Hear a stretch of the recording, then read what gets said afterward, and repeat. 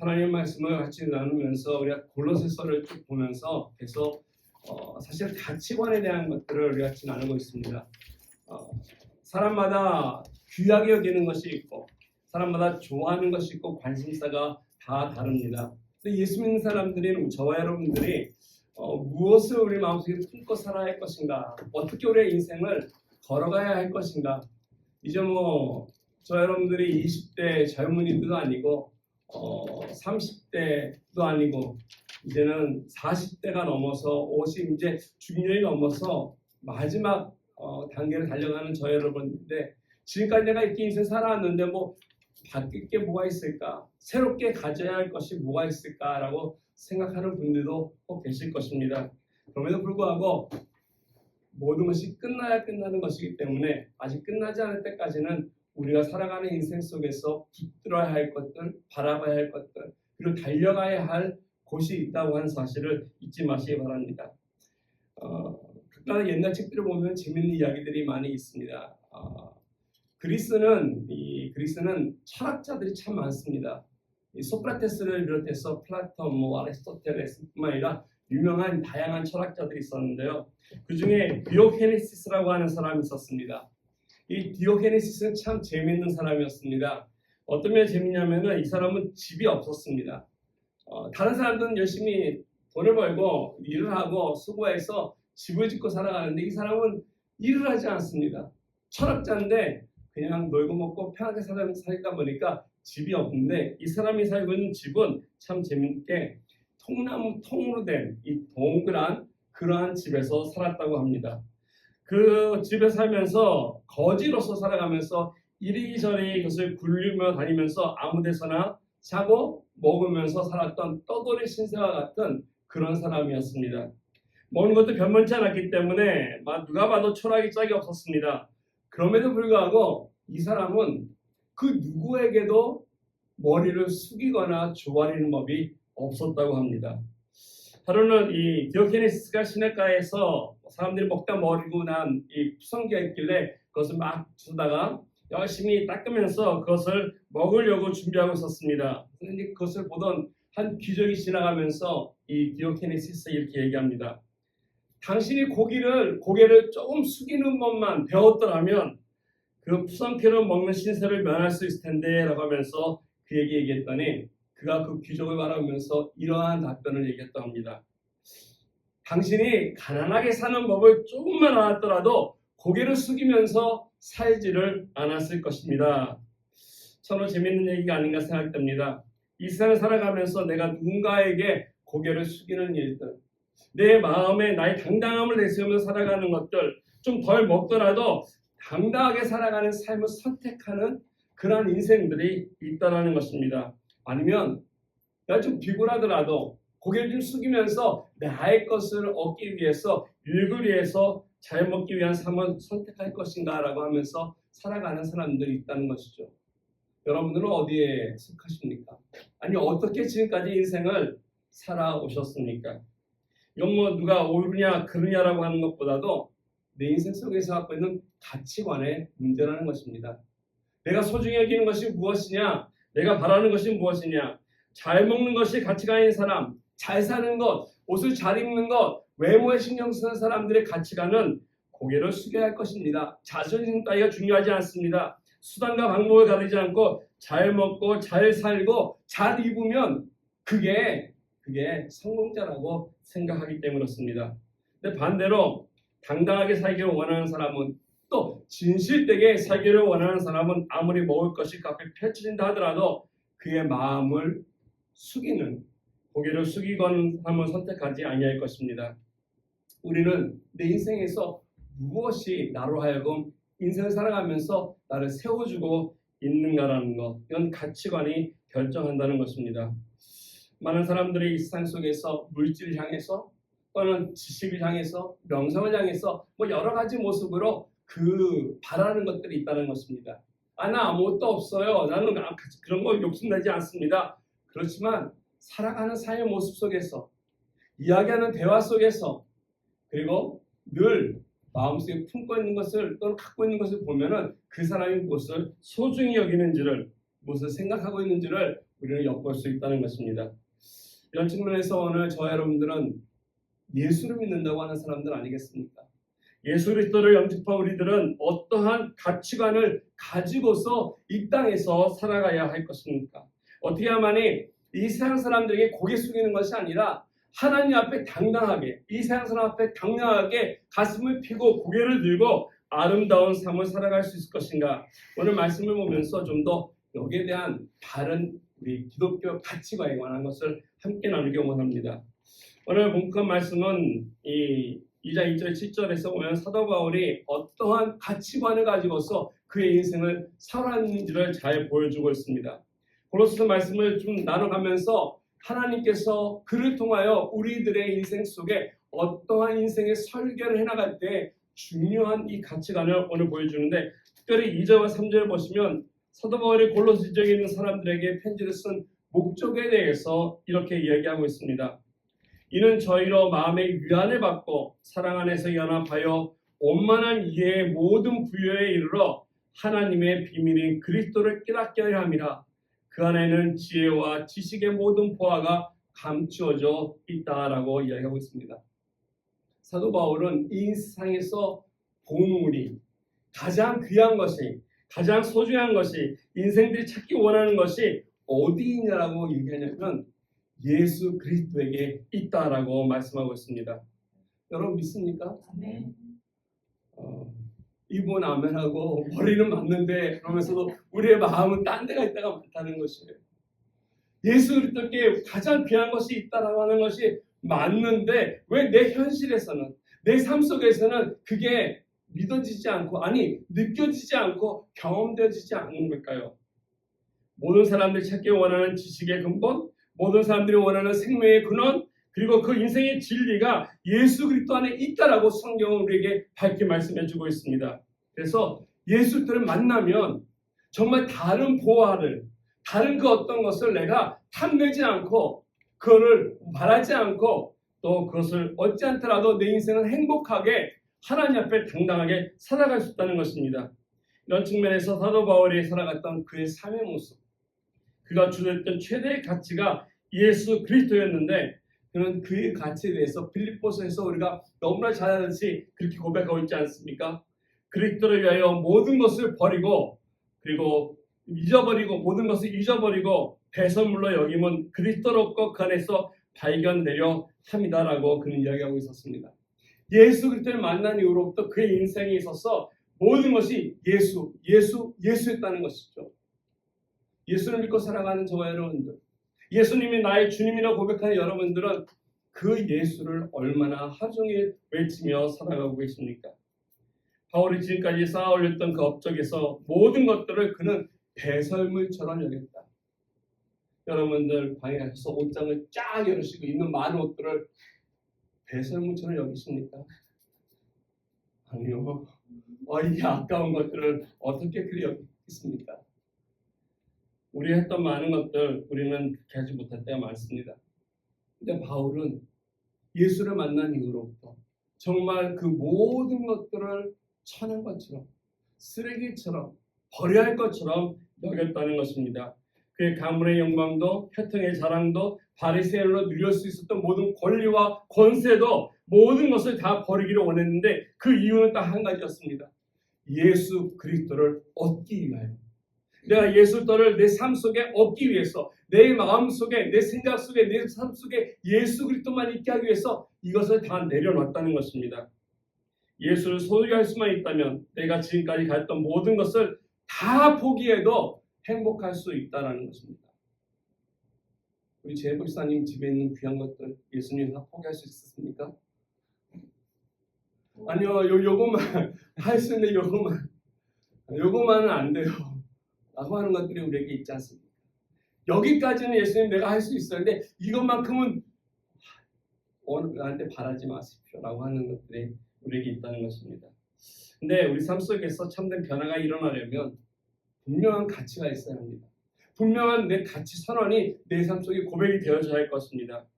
성경에 가만히 보면 정말로 과감하게 살아갔던 하나님의 종들, 하나님의 위대한 사람들의 삶을 보면 이와 같은 가치관이 바로 서 있었다는 것입니다. 우리가 읽어왔던 대로 공부했던 대로 창세기 보면 아브라함이 있지 않습니까? 그는 가난했던 사람이 아니었습니다. 갈대아라고 하는 그 지역에서 우르라고 하는 동네에서 그의 아버지가 잘 나가던 장사꾼이었다는 것이죠. 우상을 만들어 팔았습니다. 얼마나 잘 나가는 장사였는지 모릅니다. 좋은 사업체였습니다. 그럼에도 불구하고 하나님께서 내가 내게 지시할 땅으로 가라라고 말씀하셨을 때 과감히 그의 아버지의 모든 것을 내려놓고 친척과 모든 것을 놓고 그리고 떠났다는 것입니다. 이유가 무엇입니까? 그 하나님 때문에, 그 하나님의 음성 때문에, 그 하나님이 그의 삶 속에 중심이 되었기 때문에 그는 먼 여정을 시작했던 것입니다. 믿음 안에서 살아가면서 하나님을 만나게 되었고 경험하면서 하나님과 더불어서 동행하는 귀한 믿음의 삶을 그가 살아가지 않았습니까? 하나님의 최대 가치가 되었을 때 그는 자기 조카 롯과 다툴 때 모든 것을 다 아낌없이 양보했습니다. 거기에 연연하지 않았습니다. 재산에 대해서, 권리에 대해서, 명예에 대해서 그 무엇도 그에게 중요하지 않았습니다. 아니 오히려 그에게는 하나님을 뺏길까 봐, 하나님을 놓칠까 봐 모든 것을 다 양보하고 하나님을 붙들었다는 것입니다. 모세는 어떻습니까? 모세의 삶을 보면 히브리서 12장 24절에서 26절에 보면 이와 같은 모세의 가치관을 잘 얘기해주고 있습니다. 거기 보면 믿음으로 모세는 장성하여 바로의 공주의 아들이라 칭함을 거절하고 도리어 하나님의 백성과 함께 고난받기를 잠시 최악의 낙을 누리는 것보다 더 좋아하고 그리스도를 위하여 받는 능력을 애굽의 모든 보화보다 더 큰 재물로 여겼으니 이는 상 주시는 이를 바라봅니다. 모세의 삶을 변화시킨 근본 원인은 무엇이겠습니까? 바로 하나님이라는 것이죠. 예수 그리스도 안에서 주어진 약속이 그 무엇과도 비교할 수 없었기 때문에 과감하게 모든 것을 다 포기하고 내려놓을 수 있었습니다. 그래서 함께 더불어 이스라엘 백성과 고난의 길을 택하고 어려운 길을 택하면서 가나안 삶을 향해서 그의 모든 인생을 바쳤던 거 아니겠습니까? 자, 여러분들의 삶 속에서 우리 인생에 기대하는 것이 있다면 무엇입니까? 건강하게 100세까지 사는 거? 이 인생을 즐기면서 사는 거? 여러 가지 아름다운 좋은 곳을 여행 다니면서 보는 거? 좋은 옷을 입고 좋은 음식을 먹는 것? 고작 그것이 우리들의 인생의 목표며 가치며 삶이겠습니까? 우리들의 삶은 더 달라져야 할 것입니다. 변화해야 할 것입니다. 우리들의 내용의 삶이 예수 그리스도가 있다면 당연히 달라져야 할 것입니다. 한 번은 유대인이 경영하는 학교에서 랍비들이 있지 않습니까? 근데 그 랍비들이 있다 보니까 안식일을 지키지 않습니까? 근데 안식일을 지나는데 그 기숙사 앞에서 지나갈 때 무슨 목격했냐면 그 교수가 지나가면서 창문을 딱 보니까 학생 3명이 담배를 피우고 있는 것이었습니다. 그래서 학교 규정에 따르면 안식일에는 담배를 피우지 못하도록 되어 있었습니다. 금연이었습니다. 근데 규정을 어기고 학생들이 창가에서 담배를 피운 것입니다. 그래서 이게 들키게 되는 바람에 그 학생들을 이제 주임 교사가 불렀습니다. 불렀더니 이렇게 학생들이 이야기를 합니다. 첫 번째 학생이 말하길, 교수님 정말 죄송합니다. 오늘이 안식이라는 것을 내가 깜빡 잊어버리고 있었습니다. 근데 두 번째 학생은 이렇게 얘기합니다. 용서하십시오. 안식일에는 금연하는 것이 안 된다는 것을 제가 깜빡 잊어버렸습니다. 세 번째 학생은 이렇게 변명했습니다.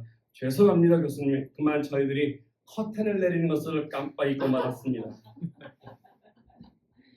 규율이 엄격하다고 해서 정말 그들이 담배 피우는 것을 멈출 수 있을까요?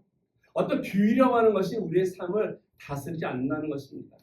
우리는 많은 규율 가운데 살아갑니다. 운전하면서 교통법을 지킵니다. 살아가면서 시민의 법을 지킵니다. 많은 규율 속에 있지만 그것을 다 지키면서 우리는 살아가지 않습니다.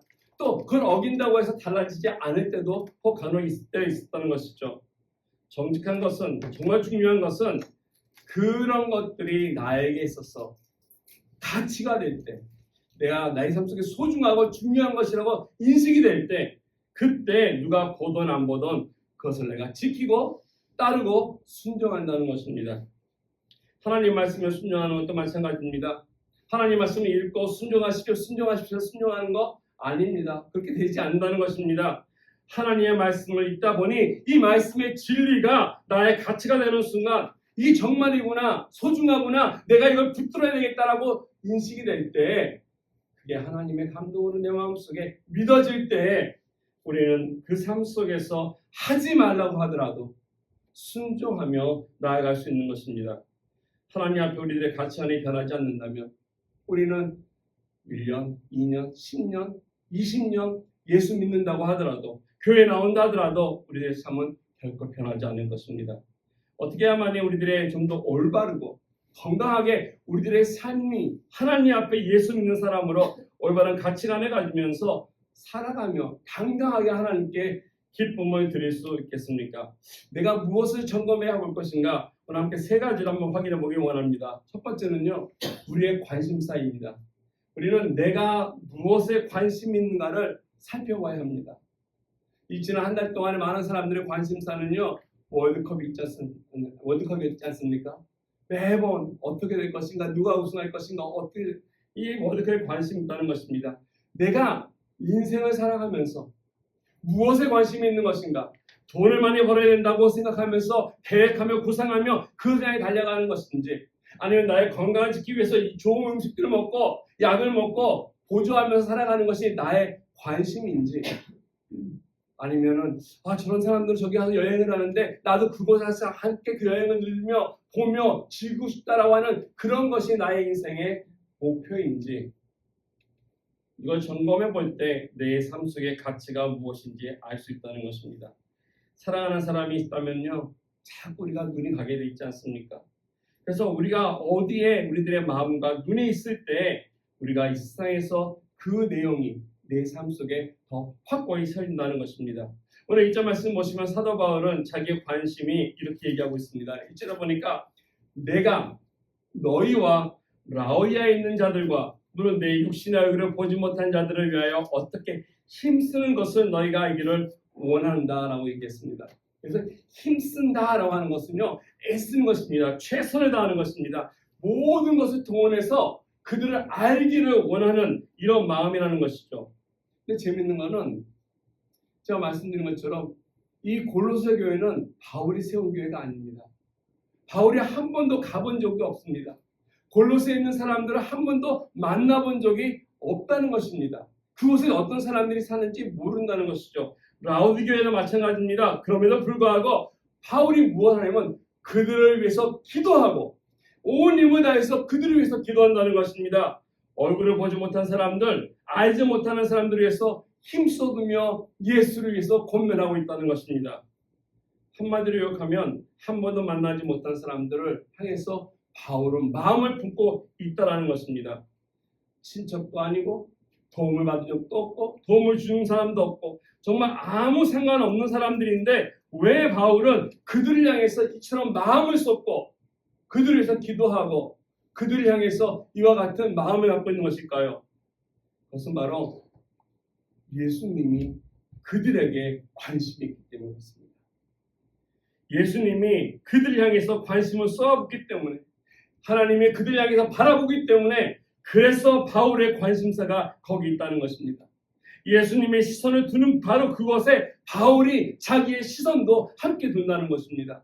복음에 들어가서 그들의 삶을 변화시켜 나가는 것을 보면서 예수님이 그들을 사랑하고 있고 예수님의 은혜가 그들에게 있다는 것을 알기에 바울 또한 그곳에 아무 상관도 없는 사람들이지만 골로새 지역과 라오디게에 있는 지역에 있는 사람들 향해서 그들에게 관심을 가지고 함께 기도하며 나아간다는 것입니다. 왜 우리가 선교를 얘기하는 거겠습니까?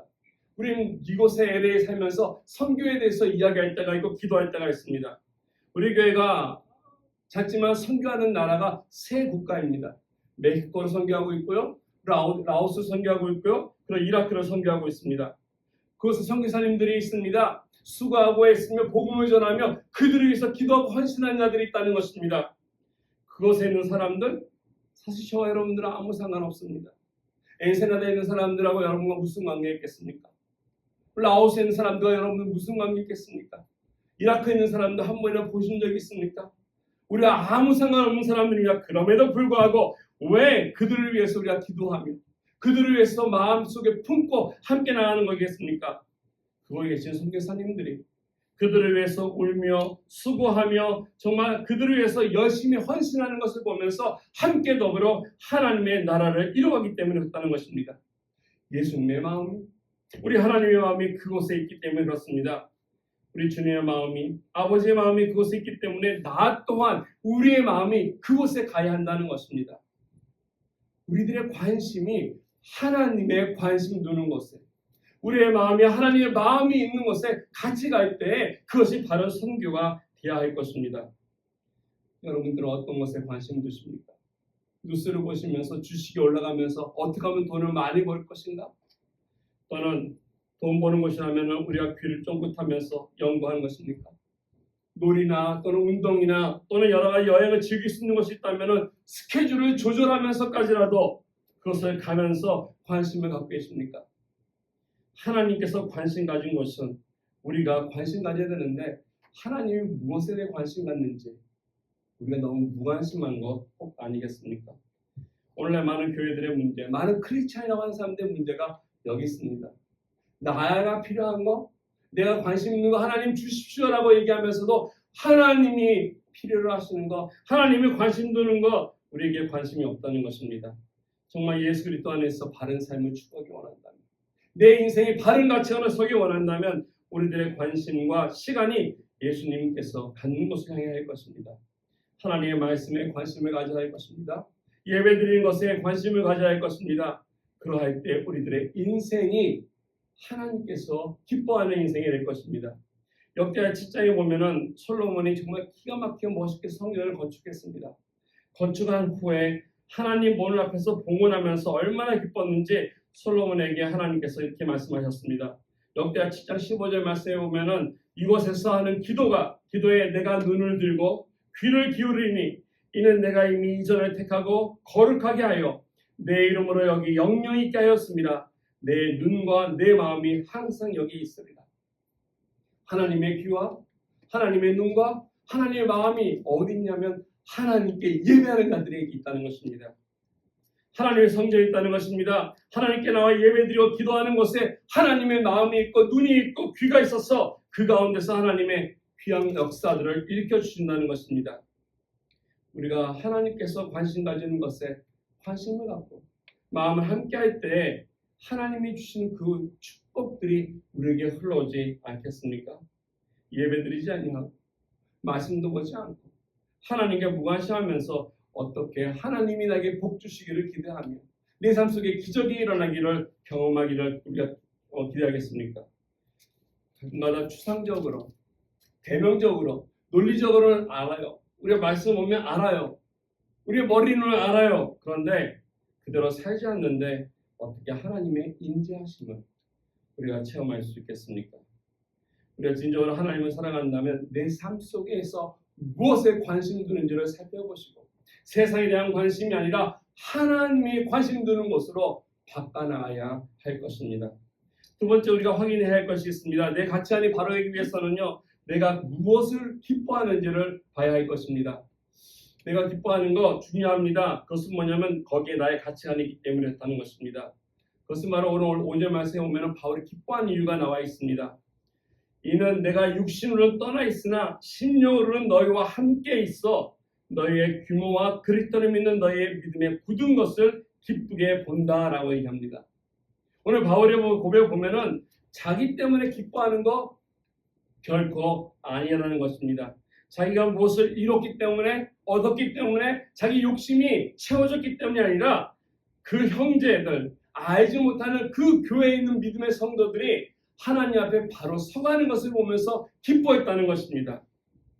바울이 성공한 자이기 때문에 기뻐한 것이 아니라 하나님의 복음이 영혼을 살리는 것을 향해서 흘러가고 있음을 기뻐했다는 것입니다.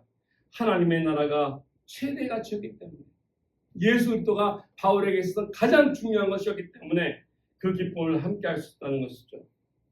이번 한 주간 동안에 여러분 무엇 때문에 즐거워하시고 기뻐하셨습니까? 내가 성공하고 또 내가 뭔가를 얻었기 때문에 내가 출세했기 때문에 또 내가 어렸던 욕구가 충족됐기 때문에 기뻐했습니까?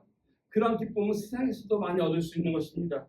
세상에서 얻을 수 있는 이러한 기쁨들은 시간이 지나면 나에게 어느 순간에는 실망을 가져다 줄 때도 있다는 것입니다. 어쩔 때는 기쁠 수 있지만은 내려갈 때는 추락한 날이 분명히 있기 때문에 더 큰 아픔과 고통으로 세상의 기쁨이 나에게 돌아올 때가 있습니다. 환경이 나를 기쁘게 할 때가 있습니다. 그런데 그 환경 때문에 내가 힘들어하고 고통스러워하고 어려울 때가 있다는 것입니다. 그러므로 저와 여러분들의 삶 속에 기쁨의 이유가 나이가 어떤 주어진 것이 아니라 어떤 환경이 아니라 예수 그리스도 때문에 예수 또 안에서 우리는 기쁨의 이유를 찾아야 할 것입니다.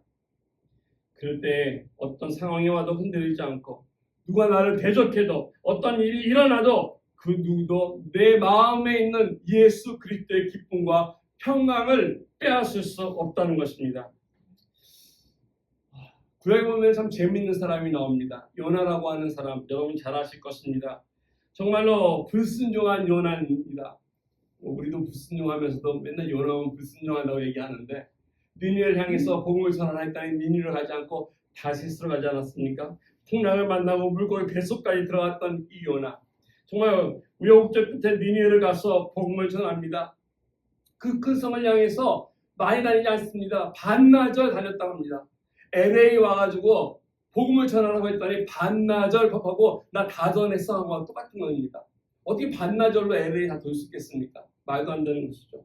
그럼에도 불구하고 놀라운 것은 그 니느웨에 있는 모든 백성들이 왕을 비롯해서 복음을 듣고 회개하고 하나님께 돌아왔다는 것입니다. 반나절 전했는데 놀라운 효과가 일어났습니다. 그럼 요나가 기뻐해야 되지 않겠습니까?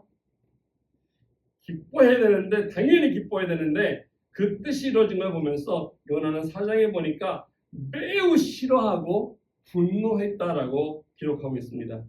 기뻐해야 할 자리에 기뻐하지 못하고 화를 냈습니다. 왜 그랬을까요? 이게 바로 요나 마음속에 있는 이기적인 가치관이라는 것이에요. 이기적인 가치관. 내 민족, 내 가정, 나만 복 누리고 나만 잘 돼야 되는데 저 사람들은 버림받아도 되고 저 사람들은 해당이 없어라고 하는 이런 것을 생각할 때 너무 자기 중심적인 이기적인 가치관이 있을 때 이러한 일이 일어났다는 것입니다. 이것을 지켜보신 하나님이 재미있는 일을 합니다. 그건 뭐냐면 해를 져서 뜨겁게 합니다. 오늘처럼 더운 날씨였다고 합니다. 너무너무 더워서 힘들어하는 것을 보니까 그 요나를 위해서 하나님이 박넝쿨 하나를 하룻밤 사이에 자라게 하셔서 그늘을 치워주셨습니다. 그 그늘이 치니까 요나서 4장 6절에 보니까 이렇게 얘기합니다. 요나가 박넝쿨을 위하여 심히 기뻐했다. 니느웨에 있는 온 백성들이 회개하고 돌아오는 것은 분노하고 싫어하면서 자기가 더위 속에서 그 더위를 가려줄 박넝쿨의 이 그늘이 있자 심히 기뻐했다라고 얘기하고 있습니다. 그러자 하나님께서 그 박넝쿨을 마르게 하셨더니 요나가 심히 분노하면서 화를 냅니다. 왜 그렇습니까? 박넝쿨 하나 때문에 웃기도 하고 울기도 하는 이런 모습, 이게 요나의 모습인데 과연 요나만 그렇겠습니까? 저와 여러분들은 안 그렇습니까? 하나님의 은혜입니다 하면서 어떤 일들이 잘 되면 하나님께 은혜라고 얘기하면서 영광을 돌리고 기뻐합니다. 그런데 어떤 일이 일어나면 당황해하며 하나님 찾지도 않습니다. 오히려 그 일로 인해서 우리가 힘들어하는, 짜증내고 어려워하고 불평하고 불만하는 모습들이 우리에게 있다는 것입니다. 이것이 바로 오늘 살아가는 많은 크리스천들의 얄팍한 신앙, 이기적인 가치관이 아닌가 생각이 듭니다. 저도 저와 여러분들은 말씀을 공부하면서 말씀을 배우면서 이거를 뛰어넘어야 할 것입니다. 더 성숙해야 할 것입니다. 나를 기쁘게 하는 것이 나에게 주어진 주변 환경이 아니라 하나님 때문에, 예수 그리스도 때문에 내가 기뻐할 수 있는 삶으로 변해나가는 것, 내가 무엇에 관심 있는지 보면서 나를 즐겁게 하고 기뻐하는 것이 무엇인지를 찾아낼 때 그게 바로 예수가 되어야 할 것이고 하나님이 되어야 할 것입니다. 그런 변화 속에서, 그런 가치관이 변화될 때 우리의 믿음도, 우리의 신앙도 성숙해 가며 나간다는 것입니다. 마지막 세 번째로 우리의 기쁨의 이유가 있습니다. 그것은 바로 우리들의 삶의 주인이 달라져야 한다는 것입니다. 누가 내 인생을 컨트롤하느냐, 이건 매우 중요한 것입니다. 6절과 7절 말씀에 보시면 우리의 삶을 주도해야 할 주인공이 누군지 바울은 분명하게 이야기해주고 있습니다. 그러므로 너희가 그리스도 예수를 주로 받았으니, 주라는 말은 주인이라는 뜻 아니겠습니까? 우리는 예수님을 주님이라고 부릅니다. 주님. 그냥 단순히 영접하는 것이 아니라 내 인생의 모습, 내 인생의 모든 것을 갖고 계신 분으로 우리는 나의 구원자 되실 뿐 아니라 나의 주인 되신다는 것을 고백합니다. 그런데 이것을 잊고 살아간다는 것이죠. 오늘 말씀 보면 그 다음에 이어지는 말씀이 있습니다. 그러므로 너희가 그리스도 예수를 주로 받았으니 그 안에서 행하라라고 우리에게 권면하고 있습니다. 예수님이 나의 주님 되시고 구원자 되심에 감사하고 기뻐하며 고백드리는 것에 끝나는 것이 아니라 내 삶의 모든 분야에서 그분께 맡기라는 것입니다. 아프든지 건강하든지 사업이 잘 되든 안 되든 어떤 환경 속에 있든지 나의 모든 것이 예수 그리스도가 나의 주인 되심을 고백하고 믿고 나가라는 것입니다.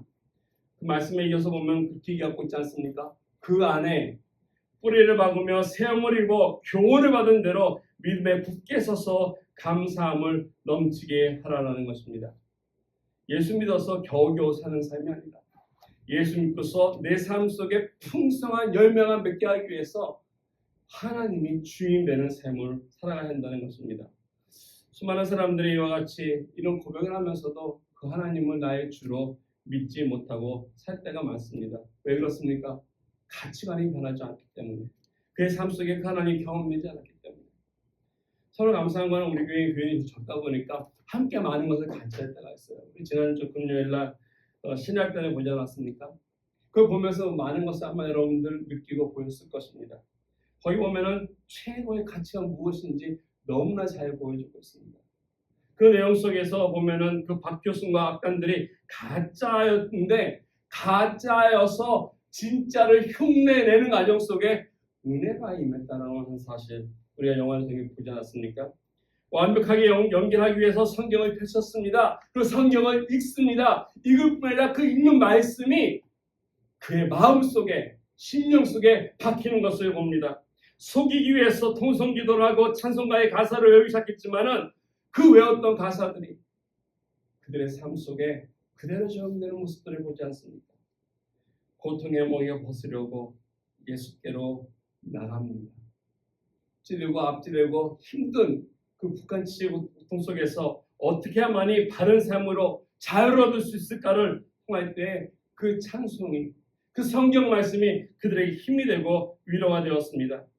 가짜 찬양이었지만 진짜 고백이 그 가운데 나왔다는 것입니다. 그 누구도 영화 가운데 예수 믿으시오라고 한 대사 한 번도 없습니다. 성경이 하나님이 그들을 변화시켜 주시고 찬양이 하나님께 드리는 찬양이 그들의 삶을 변화시켜 주셨습니다. 원래 숨고 지내던 일부 지하 교인이 분명히 있었지만 그들을 통해서 하나님의 사랑을 깨닫게 되었고 알게 되었습니다. 하나님, 나 잘한 거 맞죠? 라고 하면서 마지막 대사를 하고서 총살당하고 목숨을 내바쳤던 그 마지막 순간에 있었던 그 보유 장교. 제가 누릴 수 있는 모든 권력과 안위를 내어버리고 단원들의 자유를 위해서 압록강을 건너갈 수 있도록 내려놓던 것. 무엇이 그러하여 그렇게 했겠습니까? 참된 가치, 바른 가치, 변할 수 없는 귀한 보화와 같은 가치를 만났기 때문이 아니겠습니까? 최영당이 바로 직전 그거 하지 않습니까? 하나님, 나 잘한 건 맞요. 진정한 우리 삶 속에서 하나님 앞에 내가 무엇을 잘했는지 아름다운 믿음의 고백을 드릴 수 있는 저 여러분들에게 바라겠습니다. 그래서 우리들의 가치가 우리 삶이 하나님께 영광이 되고 귀한 열매가 될 수 있는 우리 한 사람 한 사람 될 수 있도록 같이 기도하며 나가도록 하겠습니다. 제가 기도드리겠습니다.